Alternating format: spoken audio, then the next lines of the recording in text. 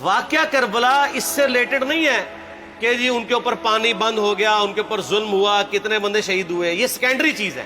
اصل چیز ہے کربلا ہوئی کیوں نبی علیہ السلام کی محنت کو 50 سال کے اندر اس لیول تک پہنچا دیا گیا کہ ہزاروں صحابہ زندہ ہیں اور نبی صلی اللہ علیہ وآلہ وسلم کی پوری اولاد ذبح کر دی جاتی ہے.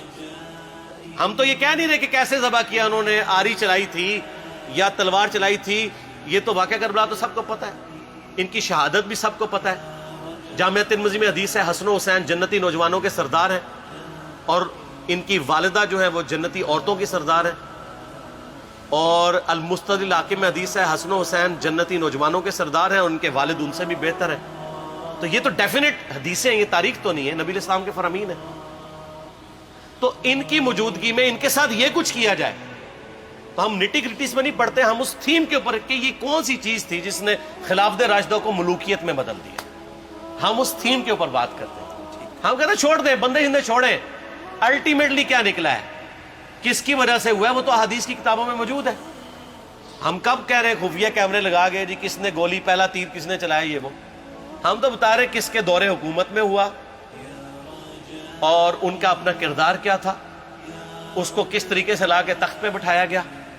وہ ساری کی ساری چیزیں تو سامنے ہیں، وہ تاریخ کی کتابیں نہیں ہیں، حدیث کی کتابیں ہیں.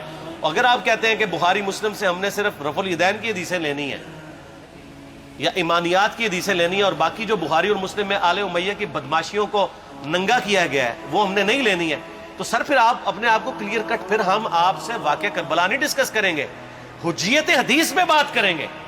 آپ کو اپنے آپ کو منکرین حدیث کہنا پڑے گا. یہ آپ اسکروٹنگ کیسے کریں گے؟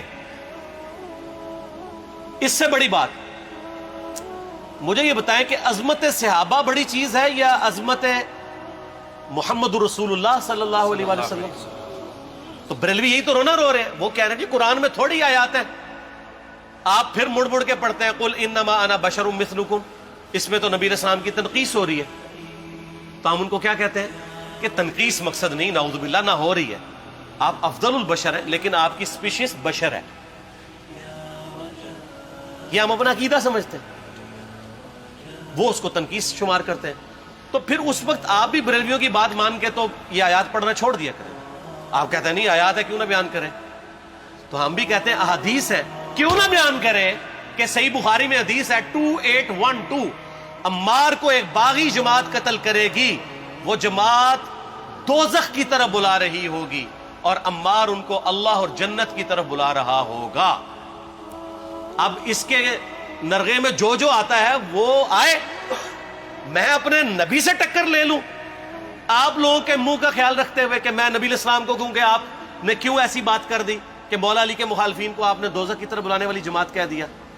تو لیں آپ ٹکر، جائیں سیدھا دوزخ میں اور تھوڑی جرت کریں، آپ یہ کہا کریں کہ اے اللہ، اپنے لیے کہا کریں کہ اللہ تعالیٰ آپ کا حشر یزید اور یزید کے آباء و اجداد کے ساتھ کرے اور اس کی اولاد کے ساتھ. ہم کہتے ہیں کہ اللہ تعالیٰ ہمارا حشر جو ہے وہ مولا حسن حسین، مولا علی علیہ السلام اجمعین اور اہل بیت کے ساتھ کرے، آمین. اور آپ میں تو اتنی جرت نہیں آپ یہ بات بھی کر سکیں کیونکہ ان کو پتہ ہے. تو نبی علیہ السلام کی احادیث کو بیان کرنے کو یہ سمجھتے ہیں کہ جی اس سے مصیبت کھڑی ہو جائے گی، تو اپنے آپ کو منکرین حدیث ڈکلیئر کریں. پھر حجیت حدیث کا مقدمہ ڈسکس ہوگا، پھر کربلا نہیں ڈسکس ہوگی.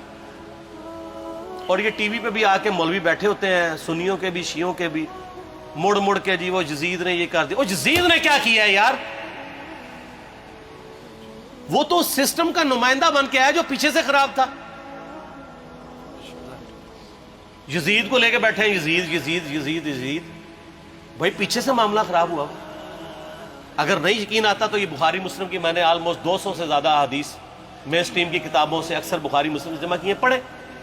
اور سر میں نے تو ان کو چیلنج دیا ہے یہ حدیثیں پڑھ کے نا اپنے ممبروں سے صرف ان حدیثوں کی تشریح اپنی پبلک کے سامنے کر دیں.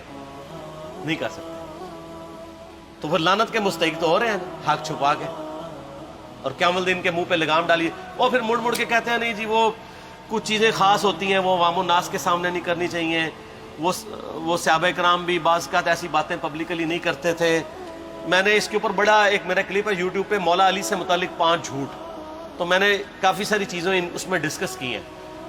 لیکن میں یہ کہتا ہوں کہ اللہ کے بندو، جو چیزیں نبی علیہ السلام نے منع کی ہیں بیان کرنے سے وہ تو ہم ڈسکس کر بھی نہیں رہے. میں نے آج تک آپ کو منافقین کے نام بتائے؟ آپ نے حذیفہ ابن یمان کو بتایا تھے نا آپ صلی اللہ علیہ وآلہ وسلم نے, صحیح بخاری میں آتا ہے. تو میں نے آپ کو بتایا, آپ رازدار رسول تھے, وہ ختم ہوگی بات. میں نے کبھی ڈسکس کی ہے؟ اگرچہ میں نے صحیح مسلم کی حدیث 7035 نمبر ڈسکس کی ہے کہ نبی علیہ السلام نے فرمایا میرے صحابہ میں 12 منافق ہیں, وہ کبھی بھی جنت میں داخل نہیں ہوں گے یہاں تک کہ سوئی کی ناکے سے اونٹ نہ گزر جائے, اور ان میں سے 8 ایسے ہے جس کی کمر پہ دوبیلا پھوڑا نکلے گا. میں نے آج تک آپ کو بتایا کہ کس کس کی کمر پہ دوبیلا پھوڑا نکلا اور اس کی موت اسی پھوڑے میں ہوئی ہے؟ بتایا؟ تو میں تو وہ چیزیں ڈسکس بھی نہیں کر رہا, میں وہ چیزیں ڈسکس کر رہا ہوں جو نبی علیہ السلام نے علامات النبوہ میں بتائی ہیں. یہ امام بخاری حدیث نبوت کی دلیل کے چیپٹر میں لے کے آئے ہیں, اور امام بہقی نے 3500 احادیث پر مشتمل ایک کتاب لکھی ہے دلائل النبوہ, کہ ہم نبی صلی اللہ علیہ وسلم کو نبی کیوں مانتے ہیں, اس کے اوپر. اور اس میں یہ ساری حدیثیں عمار بن یاسر کے قتل والی لے کے آئے ہیں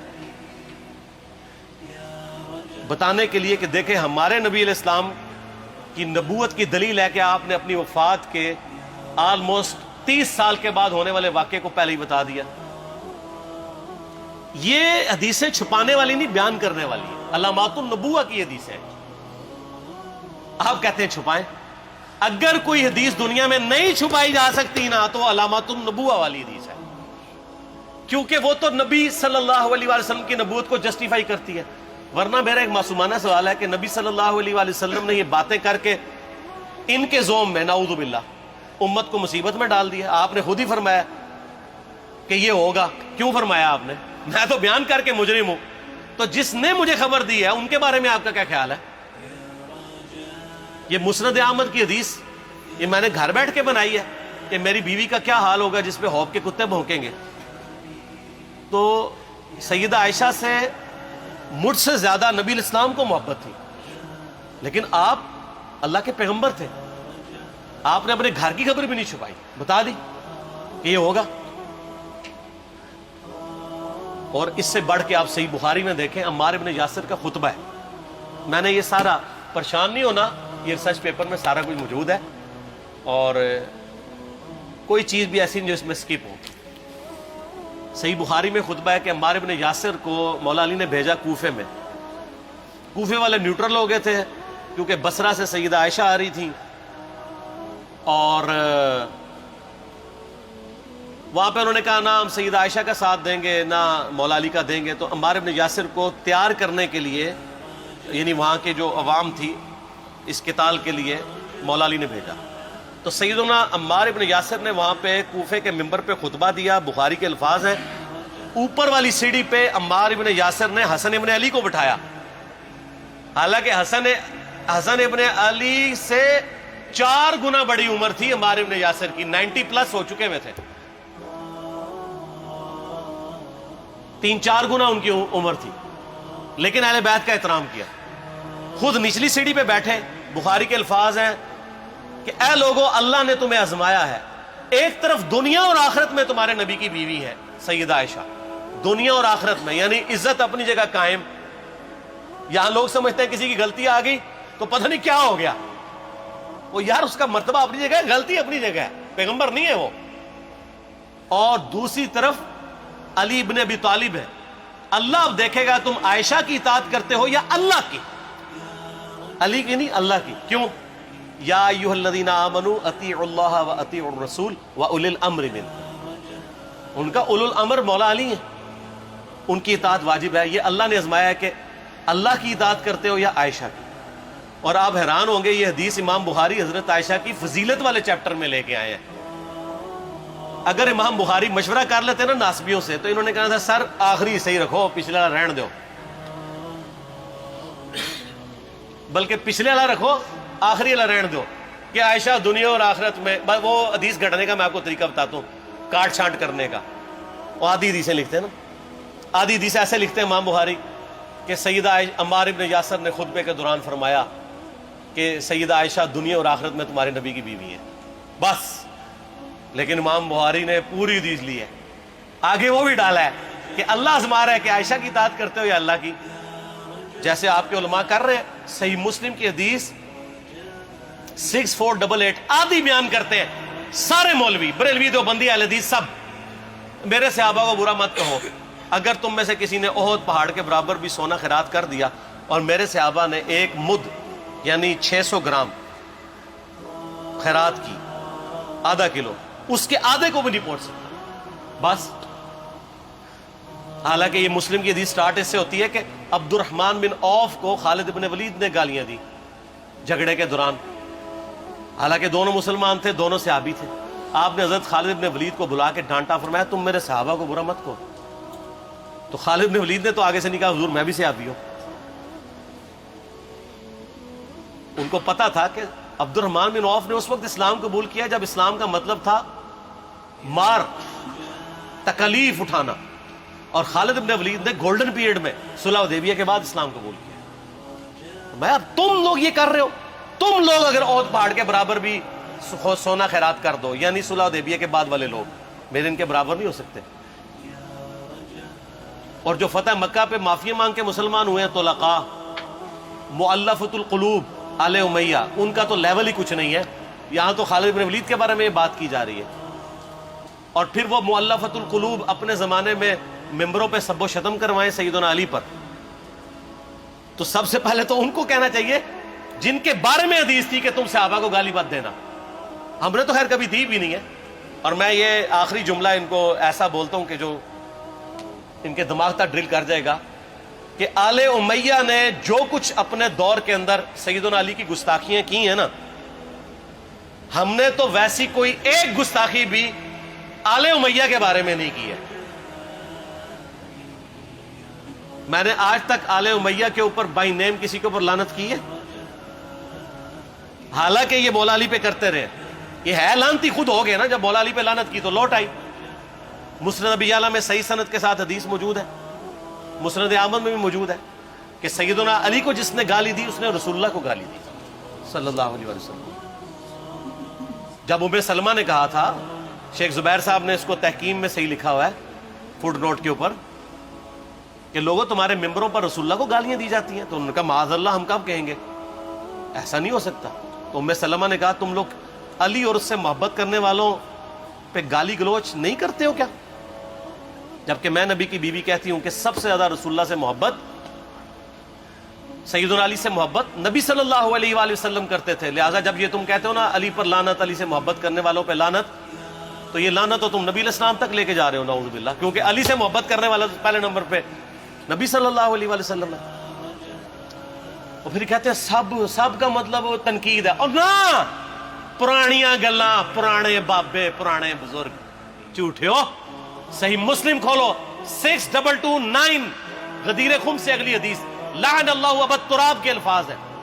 مٹی والے ابن ابی طالب پر لعنت، یہ الفاظ موجود ہے. سب کا ترجمہ لعنت ہی ہے، تنقید نہیں ہے. اچھا پھر میرا معصومانہ سوال ہے کہ اس کا مطلب ہے صحابہ پہ تنقید کرنا اچھا کام ہے؟ کہیں گے نہیں. تو بتاؤ یہ برا کام کون کرتا تھا؟ شیعہ کا ابا کون ہے؟ رافضیوں کا ابا کون ہے؟ آل امیہ. تو لہذا شیعہ نو میں کہنا کہ تسی شیخین کے اوپر بکواس اور تبرہ کرنے کی بجائے نا اب لوگوں کو حقائق بتائیں کہ ٹوٹی کمند کہاں.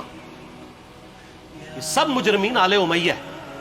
اور یہ آل امیہ اور بنو ہاشم کی لڑائیاں نبی علیہ السلام کی بعثت سے پہلے چل رہی تھی، صدیوں سے چل رہی تھی.